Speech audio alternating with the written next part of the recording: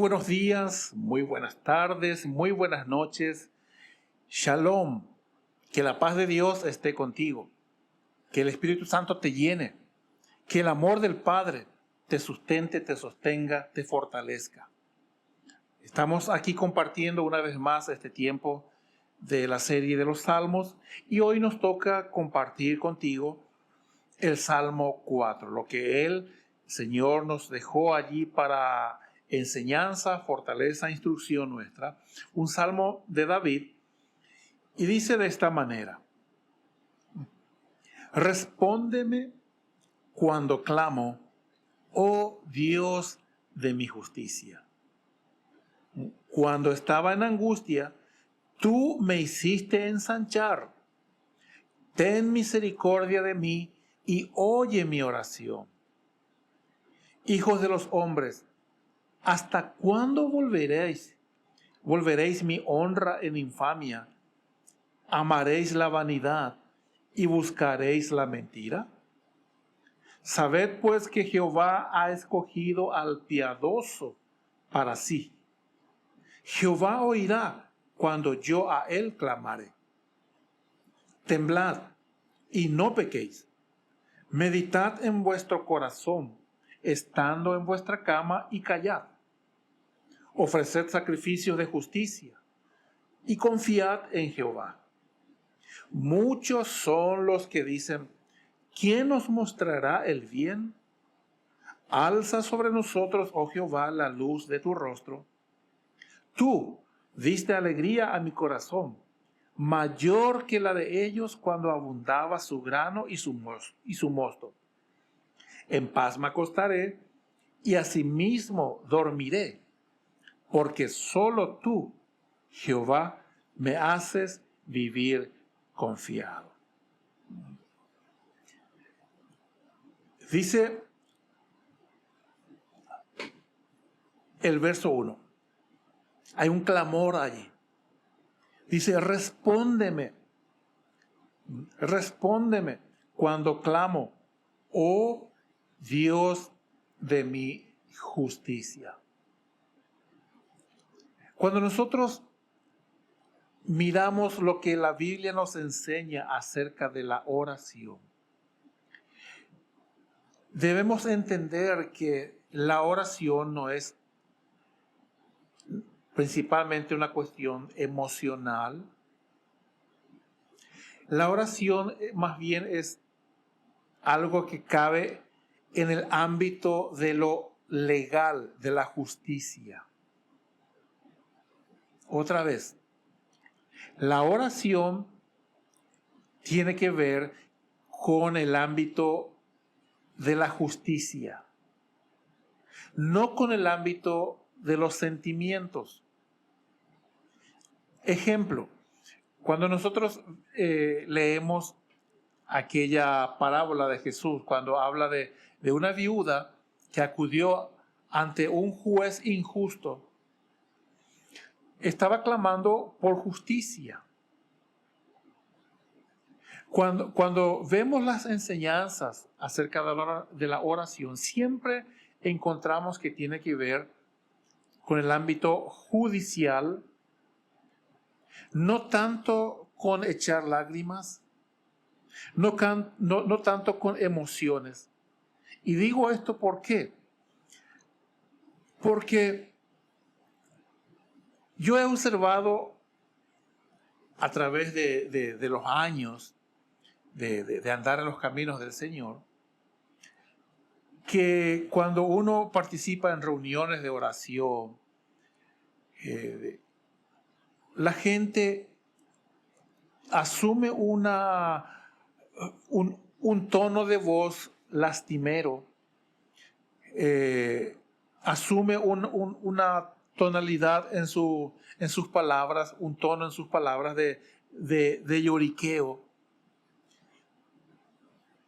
Mucha gente está en un momento determinado hablando en tono normal, habla de manera como continua y cotidianamente habla, se expresa, pero al momento de orar cambia, se pone en modo de oración, entre comillas, y empiezan a gemir, a llorar, a derramar lágrimas. Y cuando termina la frase, de manera sorprendente, inmediatamente vuelve a su tono normal de conversación. Esas lágrimas desaparecen. Esas palabras de lloro desaparecen. Y yo me pongo a observar muchas veces, o a pensar, mejor dicho, ¿qué piensa esta persona acerca de Dios? ¿Cree que le va a convencer a Dios con su lloro?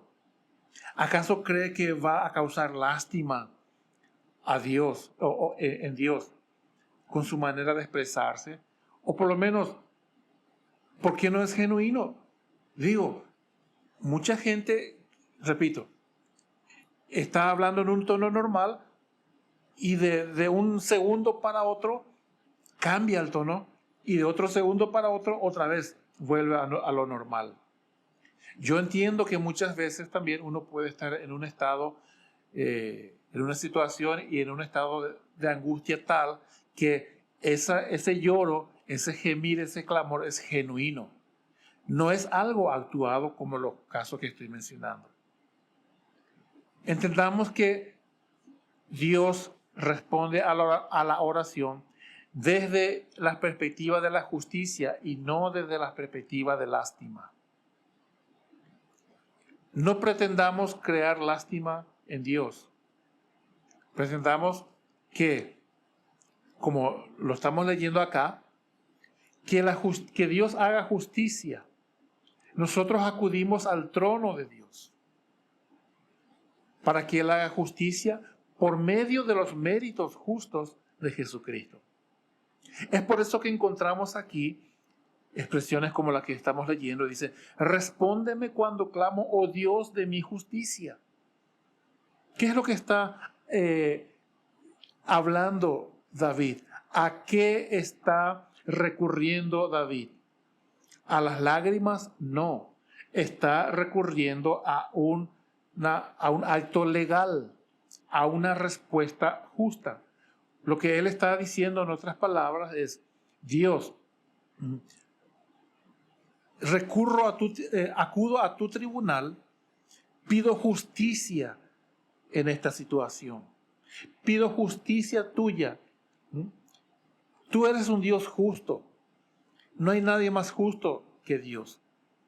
Respóndeme conforme, Señor, lo justo que eres. Dice, Dios de mi justicia. O sea, yo voy a buscar justicia en Dios. No voy a buscar justicia por mí mismo. Y tenemos infinidad de casos en los que David pudo haber tomado justicia por sus propias manos, pero no lo hizo. Tenemos los casos de las persecuciones que hizo para con él Saúl. Y él tuvo ocasiones varias para tomar justicia por sí mismo, pero él no lo hizo. Él dijo que Dios haría justicia por él. Entonces, ¿cuántas veces estamos en situaciones parecidas? Y debemos clamar a Dios, Dios, hazme justicia, como aquella viuda. Dice, Dios, que estaba clamando al juez, dice, hazme justicia de mi adversario. Entonces debemos nosotros presentar oración, clamor, sabiendo que hay un intercesor justo y tenemos un Padre justo, un Padre de justicia. Pero cuando nosotros andamos en injusticia, en desobediencia, es difícil que obtengamos respuestas del Señor. De hecho, dice en el libro de Proverbios, en el capítulo 28, que Dios abomina, que es aborrecible. Es aborrecido por Dios la oración del injusto. Pero que Él se deleita en la oración de los justos. Y dice que sus oídos están atentos al clamor de los justos, dice la palabra. Santiago el apóstol Dijo, la oración del justo puede mucho. Cuando nosotros oramos, cuando te pongas a orar, no te apoyes, no recurras a la intención de tratar de crear lástima en Dios. Más bien acuda a Él sabiendo que hay alguien justo, Jesucristo, hay un intercesor misericordioso, y presenta tu caso ante el Rey de Justicia. Haz como dice David, respóndeme cuando clamo, oh Dios de mi justicia. Cuando estaba en angustia, tú me hiciste ensanchar. Ten misericordia de mí y oye mi oración. Dice, cuando estaba en angustia.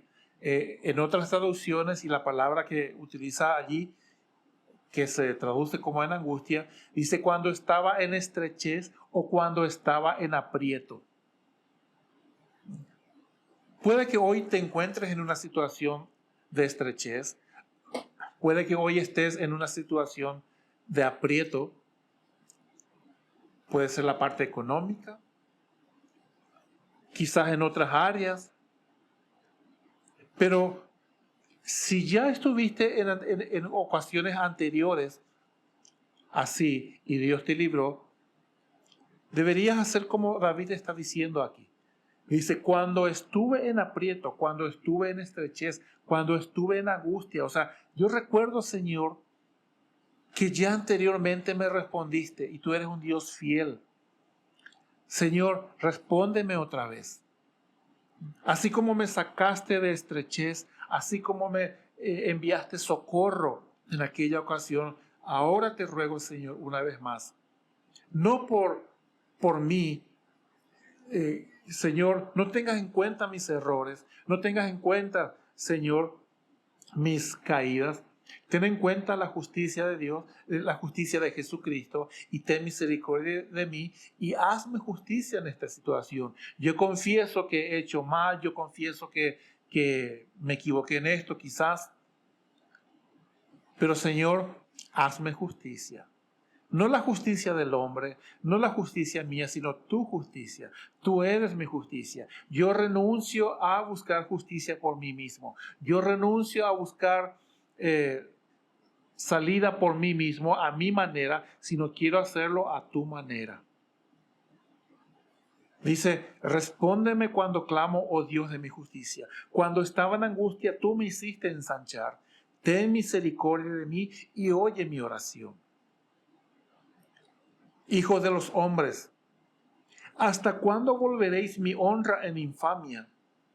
¿Amaréis la vanidad y buscaréis la mentira? Acá es como vemos en muchos pasajes de la palabra, como que hay una interacción entre lo que dice el autor y como que hay una respuesta de Dios. Bien podríamos decir que Dios está diciéndonos, ¿hasta cuándo vamos a tomar con liviandad sus cosas? ¿Hasta cuándo vamos a tomar con liviandad su persona? ¿Hasta cuándo vamos a tomar la honra que Él se merece y rebajarlo, no temiéndole, andando nuestros propios caminos, buscando las cosas vanas, invirtiendo tiempo en vanidades y andando en una vida de mentira? Dice, sabed, pues, que Jehová ha escogido al piadoso para sí.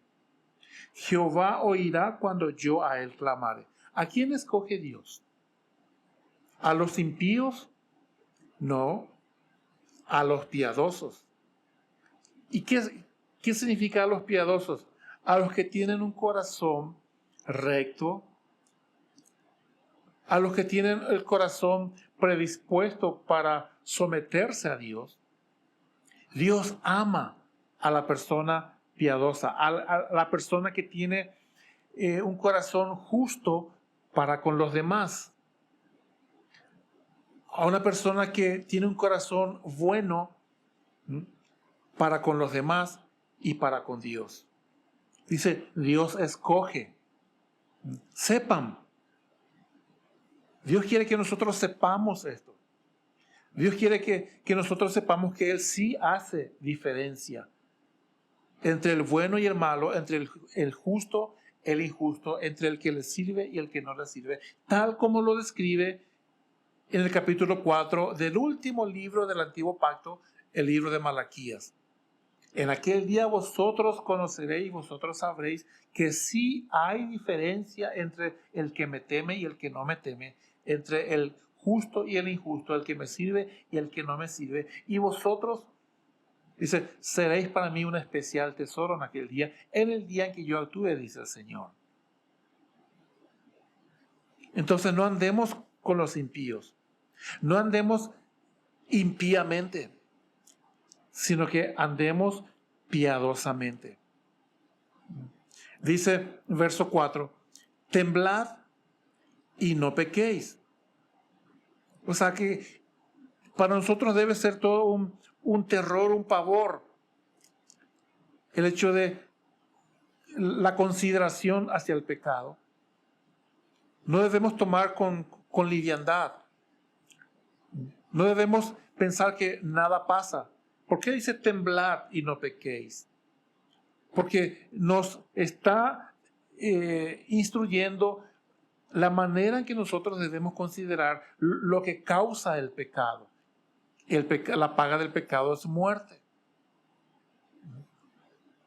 Entonces dice, temblad y no pequéis. Dice, meditad en vuestro corazón. Ni siquiera dice meditad en vuestra mente, sino que meditemos cómo está nuestro corazón, porque como esté nuestro corazón, así es como vamos a hablar, así es como vamos a vivir, así es como vamos a decidir. Y si se cumple lo que la palabra dice, que Él pone su palabra en nosotros, que en el nuevo pacto Él pondría su Torah, sus mandamientos, para que andemos en ella. Si nuestro corazón está con sus palabras, pues lo que sale de allí va a ser una vida que le agrada.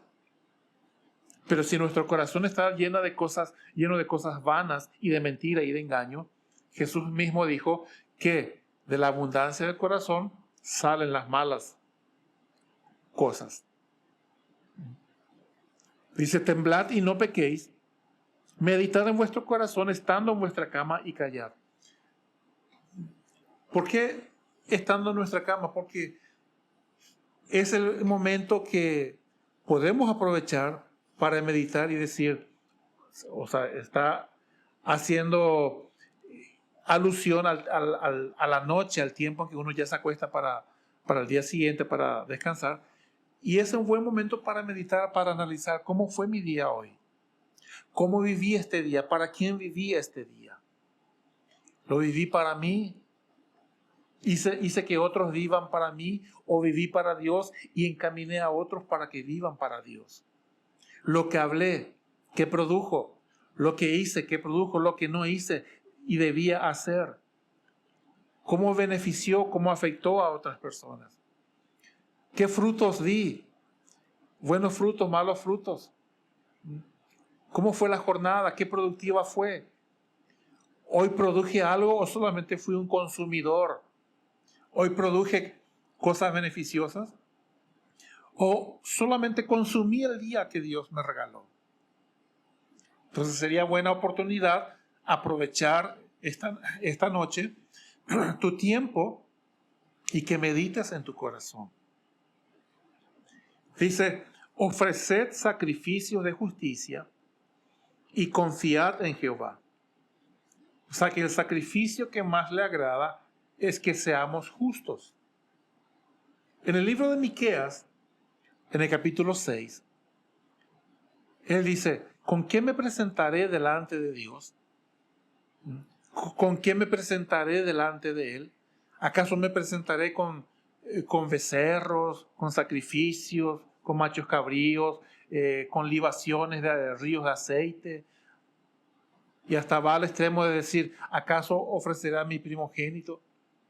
Y dice, oh hombre, Él te ha declarado lo que es bueno y lo que Él quiere. Solamente dice, hacer justicia, amar misericordia y humillarte delante de Dios. Eso es todo lo que Dios quiere. Que seamos gente que ama y anda en justicia. ¿Por qué? Porque dice la palabra que su reino es un reino de justicia. Cetro de justicia es el cetro de tu reino. Dice la palabra, justicia y juicio son el cimiento de tu reino. Entonces, los sacrificios que más agradan a Dios no son las cosas materiales, sino que la vida justa, porque eso honra a Dios, porque el pecado se originó quebrantando la justicia de Dios, quebrantando lo que Él estableció como norma. Y cuando nosotros pecamos, estamos denigrando la reputación justa de Dios. Estamos insultando a la justicia de Dios. Pero cuando nosotros somos gente que tratamos de andar no en nuestra justicia, sino en su justicia, estamos honrándole a Él. Por eso es que lo primero que Dios hace para restaurarnos es justificarnos. ¿Y quiénes son justificados? Cuando somos justificados, cuando le creemos. Entonces, cuando nosotros le creemos a Dios, somos declarados personas justas. Pero cuando nosotros decimos que creemos, no es solamente algo de sentimientos, sino que también es yo creo y porque creo hago. Creer y no hacer, eso es algo incompleto. Si yo creo, llevo a la práctica lo que creo. Si yo creo que Dios es santo, pues yo vivo de esa manera. Si yo creo que Dios es verdad, pues yo ando sin mentir. Si yo creo que Dios es bueno, también yo trato de andar de esa manera. Entonces, cuando nosotros ofrecemos sacrificios de cosas materiales, ofrendamos, diezmamos, regalamos, hacemos cosas, pero no tenemos un corazón justo, eso desagrada a Dios. El sacrificio del impío dice que Dios ni siquiera lo quiere mirar. Es abominación. Pero el sacrificio del justo, es decir, una vida que le agrada, eso le honra a Él. Verso 6 dice, muchos son los que dicen, ¿quién nos mostrará el bien? Y aunque pudiera parecer ridícula esta pregunta, pero todavía hoy día dice, ¿quién va a enseñarnos qué hacer ni qué decir? Nadie me va a enseñar a mí nada. ¿Quién sos vos para que me enseñes? ¿Quién sos para que me digas cómo debo vivir? ¿Acaso no escuchás con frecuencia esa frase? ¿Quiénes son ustedes para decirme cómo debo vivir? Pero aquí la respuesta dice, alza sobre nosotros, oh Jehová, la luz de tu rostro. O sea, en la cercanía con Dios, cuando andamos cerca de Dios, cuando andamos con Dios, Él nos encamina, Él nos muestra la manera correcta para vivir. Él nos muestra la manera justa. Él nos muestra el modelo de vida que es agradable, que es bueno para Él. No podemos nosotros, lastimosamente, no debemos, pero la gente hace, escoger a personajes famosos como modelos de vida. Qué triste es que tenga gente tan perversa que tan solo por ser famosas escogen sus estilos de vida, sus modas, sus costumbres como modelos a seguir, como modelos a imitar. Y qué triste que la vida perfecta, que la persona perfecta que es Dios, y cuyas instrucciones la encontramos, y cuyas cosas que le agrada encontramos bien señaladas en su palabra, no las sigan. Dice, muchos son los que dicen, ¿quién nos mostrará el bien? Alza sobre nosotros, oh Jehová, la luz de tu rostro. Ahora bien, fíjense lo que dice el verso 7. Dice, tú diste alegría a mi corazón, mayor que la de ellos cuando abundaba su grano y su mosto. Está haciendo referencia a que el principal motivo de gozo no debe ser las cosas materiales. La mayor alegría del día, la mayor alegría de la semana, la mayor alegría del año, la mayor alegría de la vida no debería ser la buena casa que tenemos, el buen cheque que recibimos, el buen vehículo que manejamos, o la buena tierra que tengamos, o la buena ropa que vestimos. No, el mayor motivo de satisfacción, de gozo, es que Dios esté morando en nosotros, que nosotros somos sus hijos y que nosotros podemos conversar, hablar con Él, vivir con Él todo el tiempo y que nos dio la honra, el honor de ser sus hijos. Y el verso 8 dice, en paz me acostaré, pero no solo me acostaré, asimismo, o sea, también en paz dormiré. Dice, en paz me acostaré y asimismo dormiré, porque solo tú, Jehová, me haces vivir confiado. Aquí vemos algo extraordinario. ¿Por qué una persona puede acostarse en paz e igualmente dormir en paz? Porque son demasiados los que se acuestan pero no pueden dormir. O si duermen, tienen pesadillas. El hecho de poder acostarnos en paz y poder igualmente dormir, tener un sueño apacible, vienen como resultado de tener una vida de confianza en Dios. Otra vez, dice, ¿por qué él puede acostarse? Aquí el salmista está diciendo, ¿por qué yo puedo acostarme y dar la certeza? Dice, ¿puede que me acueste en paz? No, dice, en paz me acostaré. O sea, es algo certero. Y asimismo dormiré. O sea, acá no hay lugar a dudas. Pero él sabe por qué. Dice, yo puedo acostarme tranquilo. Yo puedo acostarme y dormir en paz. ¿Y cuál es la razón? Porque solo tú, Jehová, me haces vivir confiado.